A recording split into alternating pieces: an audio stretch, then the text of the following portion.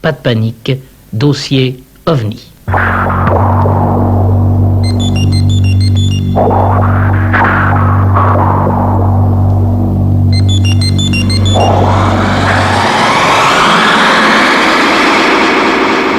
Dossier OVNI. Ce soir, Jean-Claude Bourret, pour notre 34e élément de ce dossier OVNI, pas de panique, nous allons revenir avec l'un de nos invités du début de cette semaine, avec Monsieur M. Dieu. Monsieur M. Dieu qui est un chercheur en aéronomie au CNRS, c'est-à-dire au Centre National de la Recherche Scientifique. Et Monsieur M. Dieu pourra peut-être répondre à l'une des questions qui revient souvent dans notre courrier: comment entrer en communication avec un humanoïde descendant d'un ovni. Mais avant, Claude Villers, qu'il ne réponde à cette question, Patrick M. Dieu va se pencher sur une autre question qui revient elle aussi souvent dans le courrier important que nous recevons. Les extraterrestres, s'ils en sont, les extraterrestres sont-ils des êtres de chair et de sang ou sont-ils des robots ?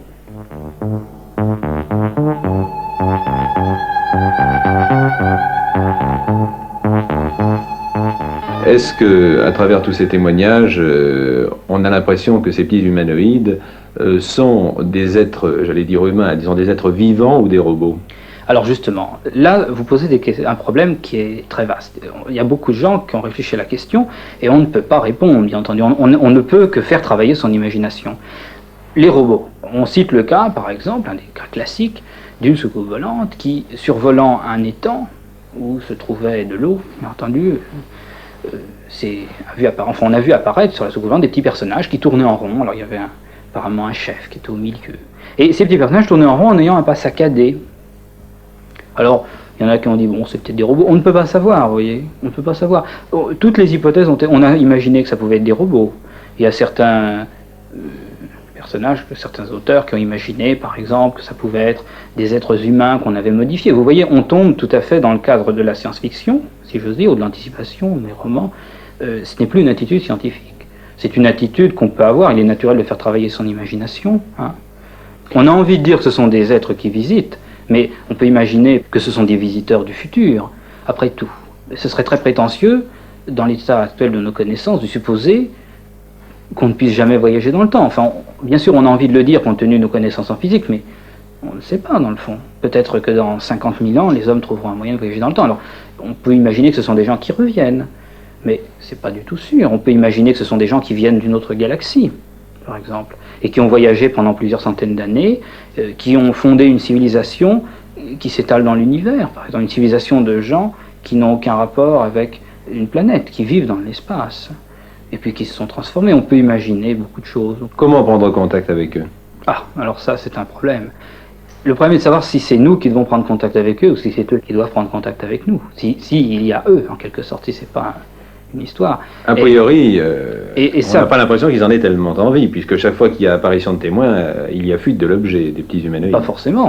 Vous avez eu fuite des personnages dans certains cas, mais dans d'autres cas, vous avez eu des contacts. Vous avez eu des gens qui ont raconté qu'on leur a parlé dans une langue, enfin qu'on leur a parlé, enfin, on s'adressait à eux dans une langue qu'ils ne comprenaient pas. Est-ce que c'était de la parole qui était véhiculée par l'air à partir d'un organe vocal, ou bien est-ce que c'était directement dans leur esprit qu'on projetait une pensée?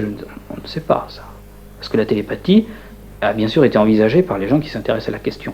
Voyez-vous, on est vraiment dans un domaine où on doit faire travailler son imagination. Seulement, ce n'est plus de la science, en fait.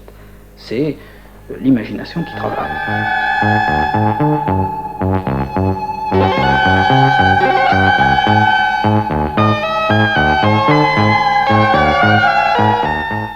Alors, comment entrer en contact avec eux? Ça, c'est une question qui est posée. Parce que c'est une question qui pose le problème du contact entre des psychismes totalement différents. Quand vous prenez déjà le rapport qui existe entre le psychisme d'un enfant et le psychisme d'un adulte, par exemple, il est clair qu'il y a un certain nombre de problèmes qui ne peuvent pas être envisagés par un enfant. Quand bien même cet enfant parle la langue de son père, enfin je pense au cas du père et du fils, quand bien même l'enfant parle la langue de son père d'une manière parfaite, mettons à 7 ans, eh bien nous nous trouvons peut-être dans une situation un peu similaire. Et on peut aller beaucoup plus loin. Là, je parle d'êtres vivants d'une même terre, mais on peut concevoir tout à fait des rapports entre les sociétés animales. Prenez les fourmis et les hommes. Alors, ce qui est intéressant, c'est de savoir que ça a été étudié sur Terre par beaucoup de chercheurs qui font de la psychophysiologie animale ou de la psychosociologie même animale. C'est qu'il semble que l'homme puisse s'adresser à un être vivant qui vit sur sa même planète, mais d'un niveau psychique dit inférieur, d'un niveau psychique différent. L'homme a l'air de pouvoir s'adresser à son chat, par exemple, de se faire comprendre. Il peut comprendre son chat dès l'instant où il se met au même niveau psychique que l'animal. Mais est-ce qu'on peut généraliser ce genre de raisonnement à des êtres qui seraient nés éventuellement sur une autre planète qui se trouve très loin? C'est des êtres qui seraient faits d'une matière utilisant les mêmes éléments chimiques que la Terre, mais qui auraient suivi une évolution tout à fait différente. Bien entendu, il y a certains auteurs, et on a envie de dire que partout, la vie suit les mêmes lois à peu près. En effet, vous avez les mêmes éléments chimiques dans l'univers, ça on en est sûr, il y a des lois de la physique nucléaire qui l'imposent, mais après, à partir de ces éléments chimiques, comment peut-on faire la vie? Alors on a bien envie de dire que c'est avec du carbone, et que vous fabriquez des acides aminés, et qu'ainsi de suite, par des réactions successives, vous pouvez faire des organismes vivants, que ces organismes vivants, du fait même de la structure chimique, vont donner lieu à des organismes qui auront les mêmes formes. Ça pose tout le problème de la symétrie dans l'univers. Est-ce que de toute façon un être vivant doit être symétrique, par exemple? C'est pas sûr, on n'en sait rien. Enfin, sur Terre, ça a l'air d'être le cas. C'est le cas. Pour les êtres vivants développés, nous sommes symétriques. Alors pour les autres, est-ce que c'est la même chose? Peut-être, peut-être pas. Et est-ce que compte tenu de ces contingences matérielles, l'esprit va se développer de la même façon? Est-ce que, par exemple, et ça c'est une question, est-ce que une civilisation avancée qui se trouve à l'autre bout de notre galaxie aura fait des mathématiques, comme nous? Est-ce qu'ils auront un système de numération décimale, par exemple? Est-ce qu'ils auront pensé à faire de la géométrie euclidienne? Est-ce qu'ils auront fait de la géométrie non euclidienne? Est-ce qu'ils auront suivi la même démarche intellectuelle dans le domaine des mathématiques, par exemple, qui est vraiment un domaine de l'esprit? Je ne parle même pas de problème philosophique, d'un problème de mathématiques pure. Est-ce que les gens verront l'univers de la même façon?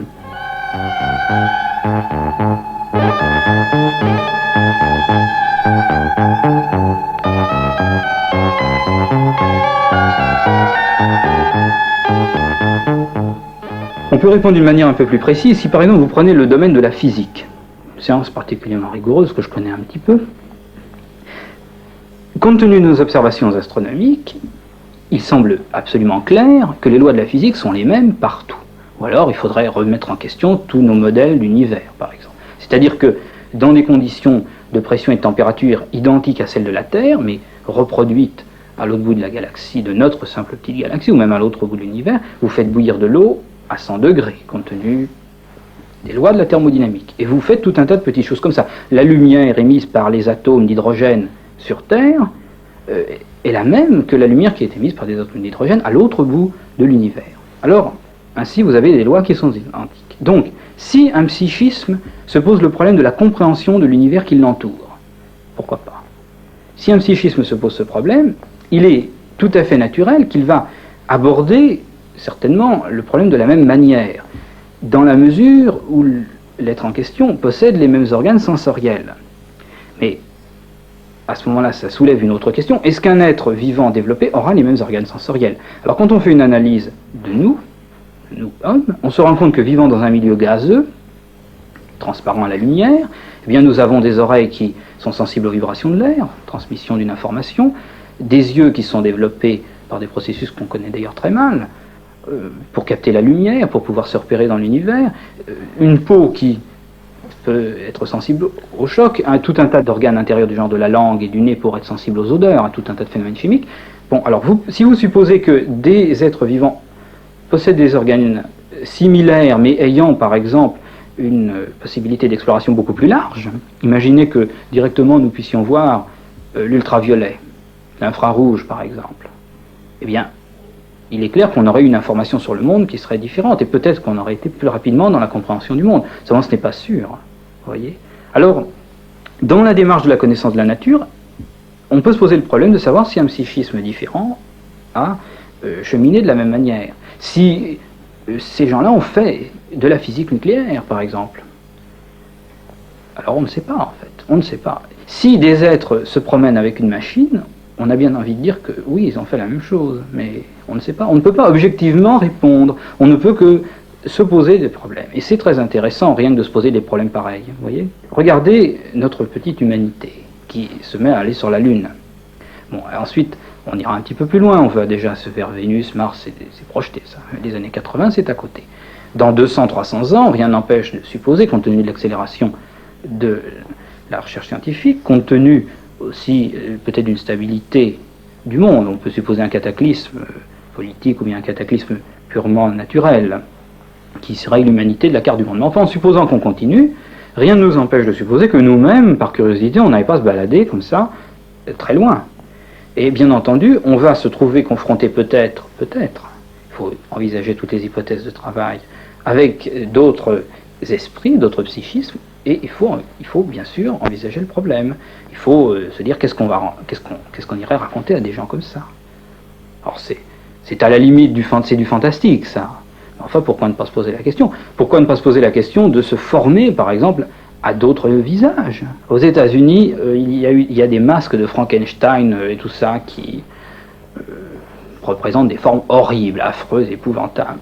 Alors il y a un auteur, par exemple, qui a supposé que c'était inconsciemment dans l'humanité un moyen de se préparer, si vous voulez, à rencontrer des visages qui ne seront pas tellement sympathiques. Vous voyez ce que je veux dire ? En ce sens que, par exemple, sur Terre, on est habitué à manger des crabes. Vous mettez un crabe dans votre assiette, vous n'avez pas peur. Enfin, vous mangez une étrille, mais vous ne prendriez pas une migale. Un scorpion, un gros scorpion, c'est quand même assez repoussant. Nous sommes habitués aux crabes. Et bien de la même manière, on pourrait se dire, il faut s'habituer peut-être à rencontrer des gens qui ont vraiment une drôle de tête.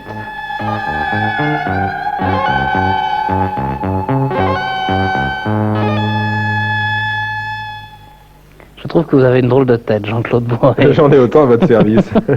Mais enfin, ça c'était pour, disons, donner une petite note un peu pour ressortir de cela, mais effectivement c'est assez inquiétant. Patrick Amdieu est évidemment très sérieux dans ce qu'il a imaginé comme hypothèse de travail. Je vous rappelle que Patrick Amdieu est chercheur au service aéronomie au CNRS et il a répondu à toute une série de questions qui reviennent très souvent dans les lettres qui nous parviennent à l'émission Pas de panique, c'est-à-dire comment entrer en contact avec ces humanoïdes et sont-ce des humanoïdes ou sont-ce des robots ? Jean-Claude Bourret, vous dites qu'il a répondu à beaucoup de questions. Je trouve que lui-même a posé beaucoup de questions également. Mais comme il l'a dit, à un moment, c'est déjà passionnant de se poser des questions quand on ne peut pas donner des réponses. Mais très souvent, c'est vrai, il a dit on ne sait pas. Et je crois que c'est un peu désespérant, c'est un peu agaçant sans arrêt de se poser ces questions et de ne pas pouvoir y répondre. Pourtant, à Pas de panique, nous allons essayer, disons, d'apporter des nouvelles réponses à certaines de ces questions. Nous allons essayer d'aller plus loin, et ce, dès lundi prochain. Dès lundi prochain, en effet, car nous aurons d'autres scientifiques français au micro de Pas de panique, mais aussi des scientifiques américains, et notamment ceux qui ont travaillé à la commission Condon, cette commission officielle américaine chargée précisément d'étudier le phénomène des objets volants non identifiés. Pas de panique, dossier OVNI.